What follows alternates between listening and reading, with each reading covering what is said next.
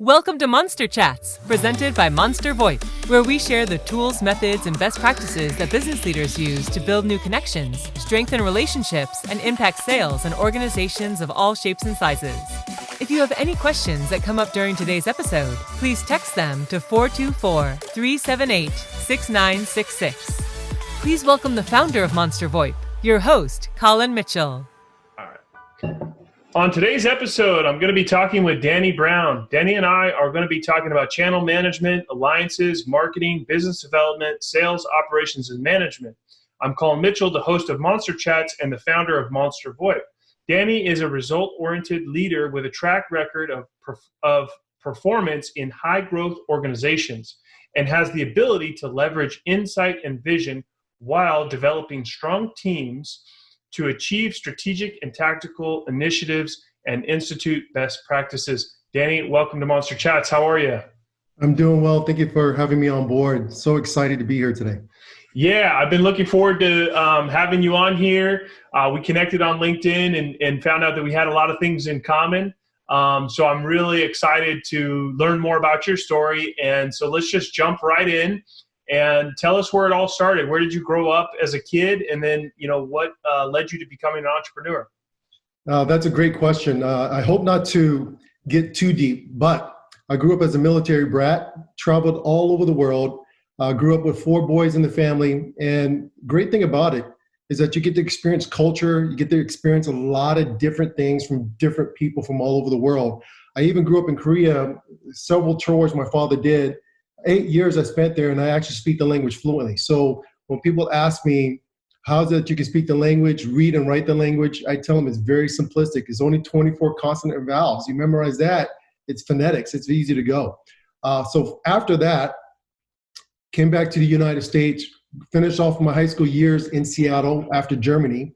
And I always had this knack that I like to create things, break the radio, try to fix it together again. And that's when I knew I had to be an engineer. Went to school for an engineering degree. And then after that, met my wife at IBM. We both worked at IBM. And we just knew we had this connection. She was a software engineer. I was a hardware engineer. So I always made these geeky comments how we were meant to be together. You can't have one without the other, like an operating system with a good laptop or a good server. And for some reason, she thought it was funny and decided to take me in. After that, we decided to have kids.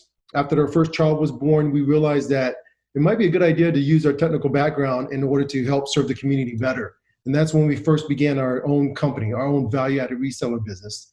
We grew that company to 3 different offices throughout the U.S.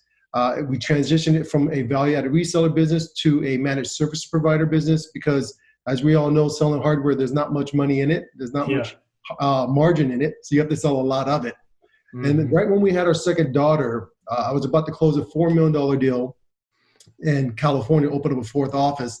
And my wife said, that's it, I'm done. I'm done with the whole IT business. I want to do something different. And then from there, she decided to go and begin her own company as a home organization consultant for women executives. And from her program, she gives people 2 hours a day back, which is very phenomenal how she's able to do that. So I didn't want her to beat me to the punch. I decided to begin my own entrepreneurial spiritual career. When I say spiritual, it was like an eye-opening process that I went through. I knew I was great at connecting with people. And so I decided to become a fractional head of sales for startups and companies such as that. I had a great background for doing the channel business, working at various companies like HP, Dell, and ShareWeb as a head of channels. So I decided to go and do a cloud consulting channel business on the side. And then, of course, my twin brother and I, who are identical, decided to join and begin a public speaking business as well. So I'm all over the place, but I didn't want her to beat me to the punch. And that's kind of my story. I apologize for a long-winded story, but that's kind of where I'm at today. Wow. All right. So let's dig into a couple of these things. What a risk to start a business right after having your first kid. Yeah.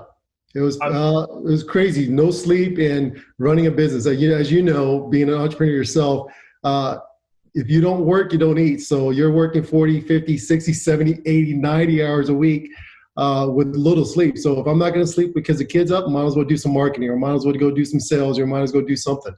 Right. Yeah. And I think a lot of people that are maybe like on the fence about, becoming an entrepreneur, a lot of times they, think about their family and things like that. And, how much more challenging it is to take that risk, but it's actually a good motivator. If you have a family that you need to feed, you're motivated to get some stuff done and bring in those sales and grow that company really fast. Exactly. You're absolutely correct. You're absolutely correct. We have a little baby on the way. When the child was born, I just looked at my daughter and said, if I don't work, I can't provide for her. Yeah. So there's no sick days. There's no vacation days. You just have to work. And You're absolutely right. There's no better motivation than that. Absolutely. I mean, what better of a why than having a kid that you need to provide for? All right. So let's go forward a little bit. So you're about to close a $4 million deal and getting ready to start another location. And your wife says, Danny, I'm done. I don't want to do it anymore. So number one, did you get the $4 million deal? So the answer is yes and no. We did receive it, but when we started our company, we sold it to a competitor that we really enjoyed. We had the same philosophy as the CEO and how he ran his company, how he treated his employees. And so it was a very seamless transition where we were able to receive residuals for 2 years. So we were able to close a deal, but it went through his company and we still got paid for it. So it was a win-win situation. Didn't get as much margin as I was like, but at the same time, it helped satisfy my wife's desire to go do something different. Yeah. And how challenging was that for you to kind of close that chapter and go on to the next thing, knowing that, this was your baby, it was something you and your wife built together, but also, respecting the direction that she wanted to go. How difficult was that for you? Actually, it wasn't that difficult. My wife often will say that I have ADD, which is not necessarily true, but that's what she tells me. I have this knack of wanting to juggle a lot of balls in the air at the same time. Yeah. That's the reason why I have 3 different businesses that I'm running at this moment. COVID may be taking place today, but you got to have cash flow somewhere else. And that's really what's taking place. I just have this ability to want to continue to keep doing more. And I think that is kind of what saved their whole marriage, if you want to think about it that way. She didn't want to do it anymore, but I found other things to keep me busy. That makes sense. Yeah, and I think that's a really good characteristic, whatever you want to call it, ADD or not ADD, of a true entrepreneur, right? Is, entrepreneurs really, there's different types of entrepreneurs, but I think I'm similar to yourself, where I have different companies that 4 different companies that I'm a part of. And honestly, it gets boring once you've built the business and it's doing well and you have, millions of dollars in revenue. It's not as challenging anymore. There's different challenges, but I love the startup grind and hustle and bootstrap mentality. Do you agree with that? I agree. I mean, when you think about growing your company, you have to wear so many hats, and that excites me. I know there are individuals that they only want to do one thing, and they're happy with it. That's great. But for me, there's just something that excites me inside. I can do everything. And my wife was like, don't be cheap. Get this latest marketing platform. Get this latest outreach tool. I'm like, no, I can figure out a better way to do it. I can do this and do that. And I'm not honoring Tim Ferriss. He believes in this 4-hour work week. He's also a person that lives in Austin. For some reason, individual who likes to find another way to do it. I'm kind of like a rebel on the side. Yeah. So will you actually go build something rather than pay for something? Exactly. I mean, as an engineer, right? Exactly. I like to try to automate as much as possible, and it does break every now and then. You have to go back and fix it. But I'm one of those little hard-headed people sometimes. I just can't say no. I have to try to figure it out on my own. And then when all else fails, yes, I'll go back and do what my wife tells me to do. And ultimately, she was right all along. Would have made my life a little bit easier, but there's a thrill about trying to do it on your own. Yeah. So you have to try to do it on your own, and either works or it doesn't work, and then go listen to your wife's advice. Absolutely. How has that helped, or how has that helped you, or maybe held you back as an entrepreneur? I think the go-to-market and the timing sometimes held me back. Give a good example. One of my fractional head of sales role that I had, I think sometimes if I would have waited before I went into the market earlier, I would have been able to gather more money. When I first began this practice, I didn't do enough research, didn't have enough mentors to understand how to receive residuals. So all I did was negotiate a small buy-in in the very beginning to get me in the door and then paid me monthly. Now I realize that a lot of startups don't have the cash flow. So it's good to have a little small stipend plus residual of all sales after a certain time period. And that has made it a lot easier for me later. I think if I would have just been a little bit more patient, did a little bit more research, or listened to people a little bit earlier, it would have saved me a lot of headache. But those are sometimes the learning lessons that you have to learn the hard way before you're willing to do things a little bit different. You're absolutely right. But one of the things that I've learned through this process from an engineering perspective is I can create a lot of templates. It doesn't matter the industry, it doesn't matter the vertical. Sometimes it's the market, it's the price, it's the sales cycle, how long it takes, but it's almost all the same. I was able to recycle a lot of my go-to-market, my selling methodology in the beginning, and I can take it to almost every position I go to. Even the sales scripts, the call scripts, the email scripts, the training and onboarding, the sales enablement for all the sales reps and the team. I was able to take almost 100% of it and just recycle it everywhere I go, which made life a lot easier. I don't really have to create things from scratch, if that makes sense. Yeah, no, that makes total sense. So creating a great process for different things, sales, marketing, and being able to just kind of tweak those a little bit and apply them to your different ventures. That is correct. So some of those foundation, fundamental things is what you're talking about, right? Yes, that is correct. And I picked most of that when I was at IBM. IBM has this great 3-month process called the IBM Global Sales School, where they teach you a methodology. It doesn't matter the solution, the product, it doesn't matter who the customer is. You follow these steps and you're wind up to be more successful at the end, to close the opportunity at the end. And so I took a framework similar to that and applied it to everything that I've done going forward. And it seems to work out pretty well.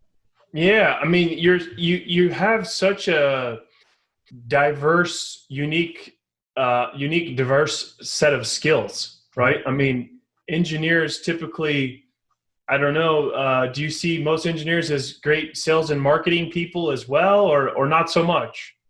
Not so much.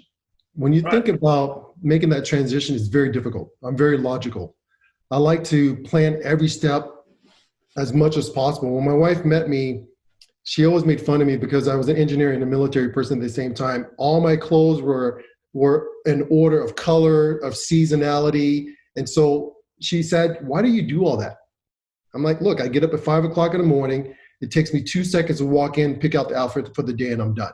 I don't have to fumble through all the clothes, all the colors, all the schemes, and all the season."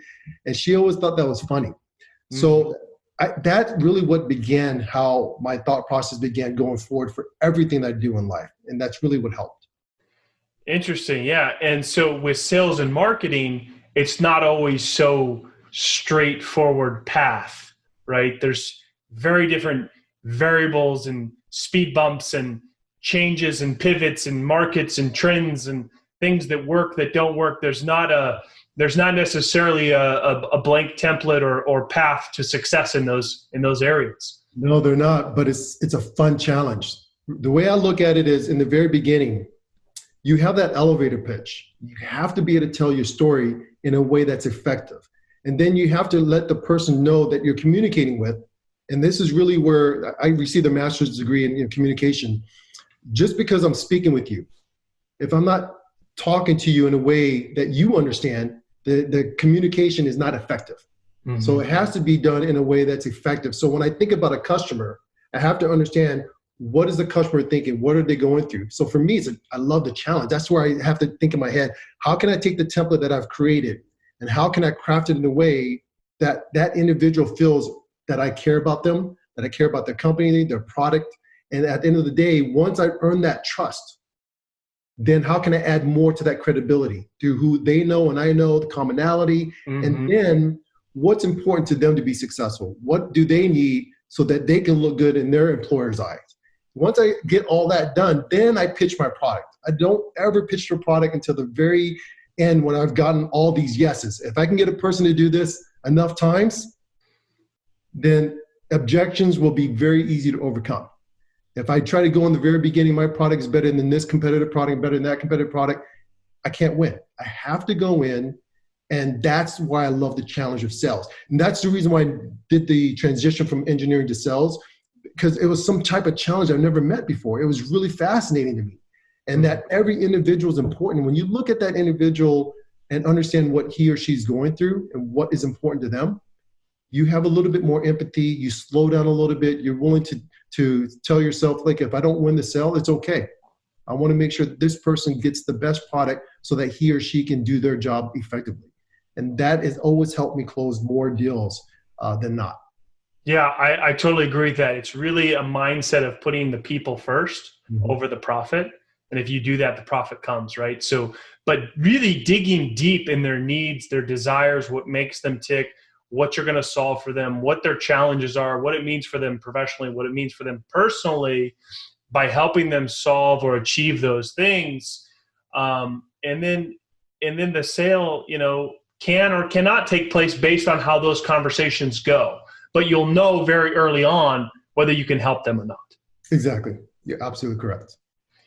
So tell me a little bit about your speaking consulting that you and your twin brother are working on together.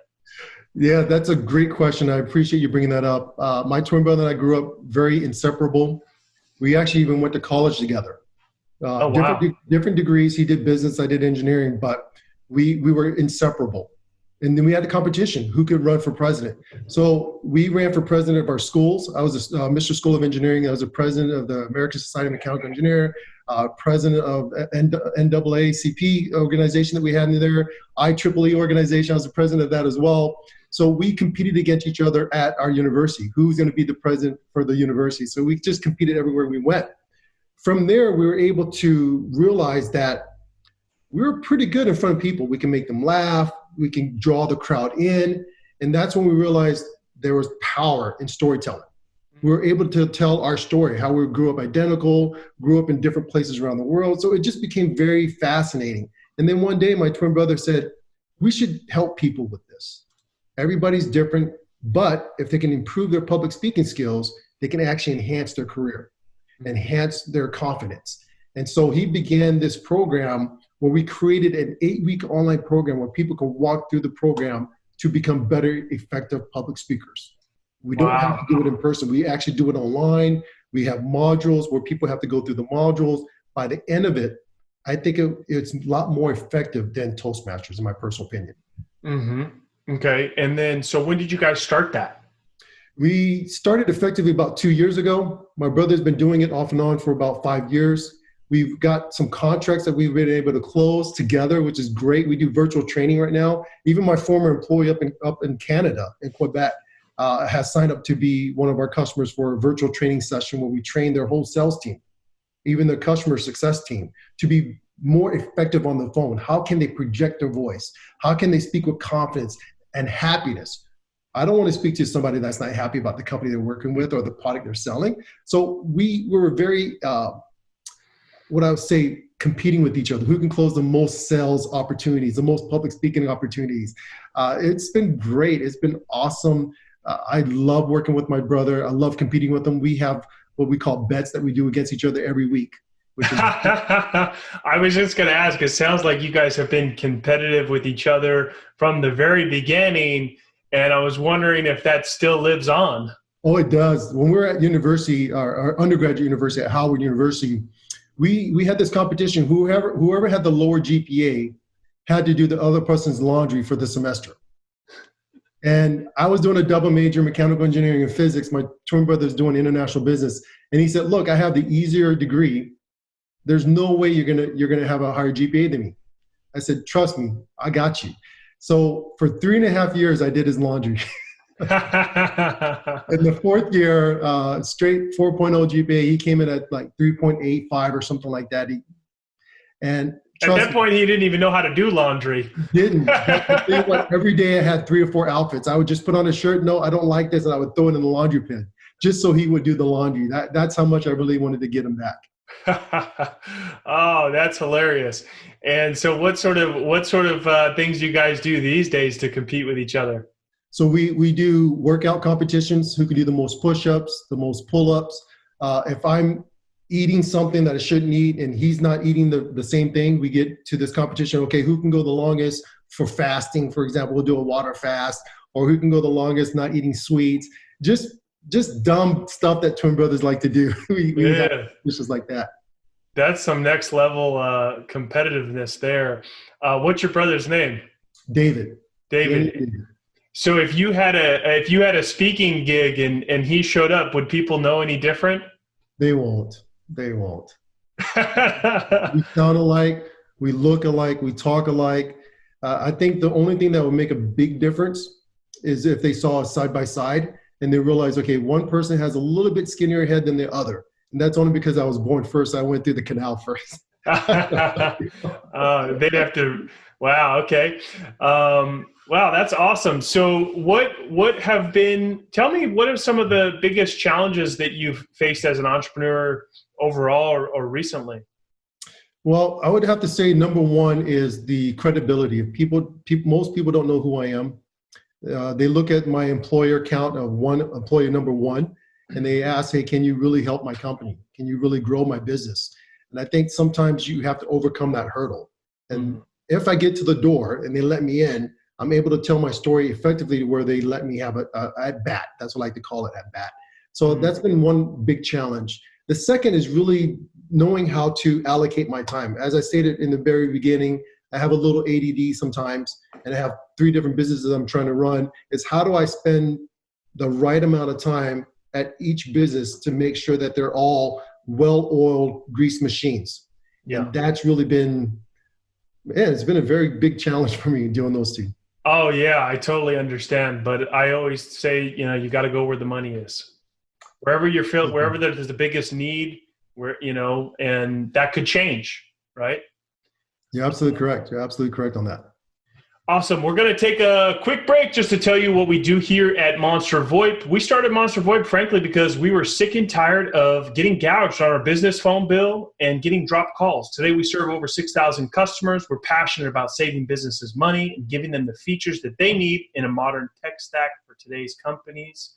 Text info to 424-378-6966 to learn more.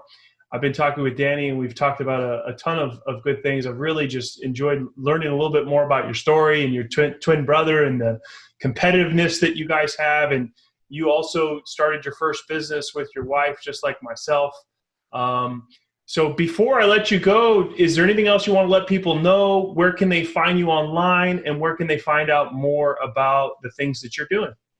Yeah, so number one, you can actually go to DannySBrown.com, which is Danny S. and Brown is my whole name.